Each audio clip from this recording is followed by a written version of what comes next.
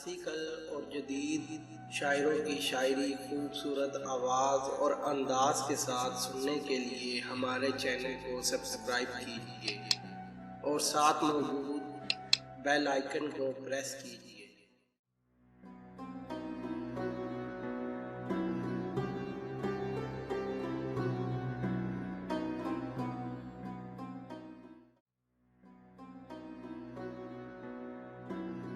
आ जाए वो मिलने तो मुझे ईद मुबारक, मत आए बहरहाल उसे ईद मुबारक।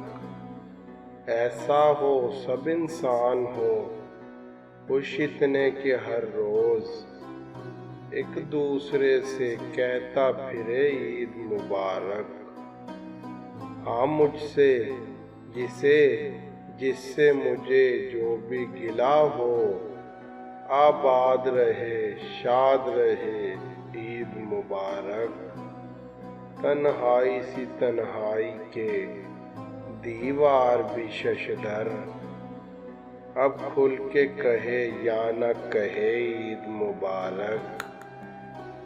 सरगोशी ने पत्थर को सबक याद दिलाया, पानी ने लिखा आईने पे ईद मुबारक।